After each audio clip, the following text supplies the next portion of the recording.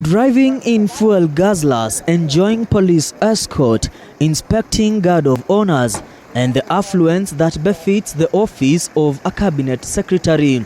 It is time for certain members of cabinet to shine, not really shining in the work they have been entrusted by the president, but to prove who can shine better in politics and cabinet works. This is a life of a few cabinet secretaries who have coalesced eyes front on 2022 with their future in cabinet bleak after Kenyatta's tenure. The bandwagon, led by Interior CS Dr. Fred Matiang'i, has recruited other CSs, among them ICT CS Joe Musheru, Education CS George Magoha, Devolution CS Eugene Wamalwa, Forestry and Environment CS Keriako Tobiko, and the latest entrant Mutahi Kagwe. The all-men caucus has veered off into the murky waters of politics and taking President Uhuru Kenyatta's critics head-on. The recent being Friday, where CS Keriako Tobiko blasted Deputy President William Ruto, referring to him as just a mere clerk to the president, in a petty quarrel with the latter's diehard Elgeyo Marakwet Senator Kipchumba Murkomen. There are still 2 years. 2 years to 2022. The office of the president is not vacant at all. Under the Constitution, there is only one office that is recognized, and that is the President of the Republic of Kenya. And that office is not vacant.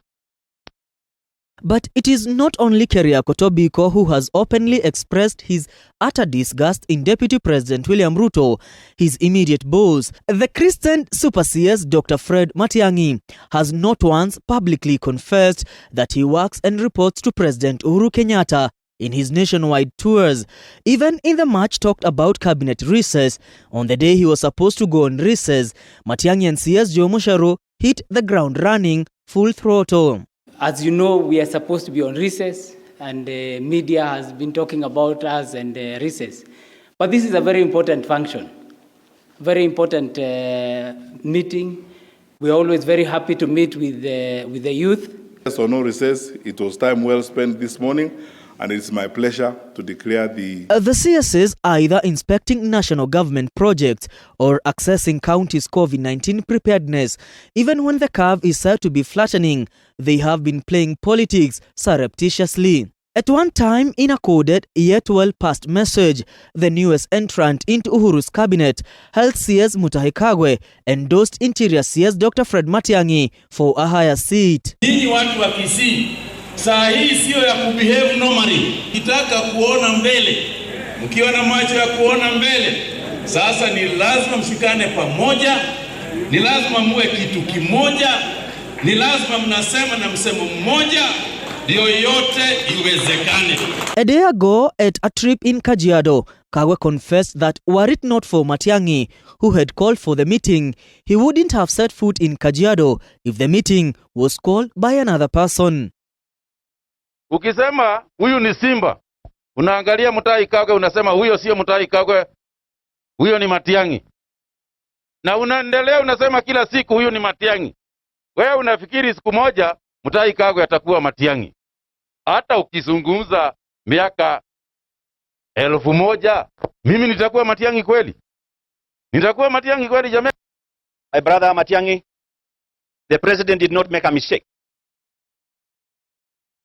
in appointing you to be the chair of this sub-cabinet committee of the full cabinet of NDICC. Kuna wale wanasema Matiang'i amechukua kazi ya mtu fulani. Matiang'i hajachukua kazi ya mtu fulani. Matiang'i anafanya kazi jukumu lile amepewa na rais kulingana na nguvu zake kikatiba. The bandwagon, led by the powerhouse, the enigmatic Matiang'i, has continued to ignore the president's calls on his members of cabinet to keep off politics. A visibly angry Uhuru Kenyatta in 2019 read the riot act to members of cabinet who went about politicking. But seems the big five might be having the blessings of the president. Were it not so, he would have already cracked the whip. Sisi si wanasiasa. Hizi ni watu wa serikali, zimepewa kazi na Mheshimiwa Rais kufanya na tutaifanya.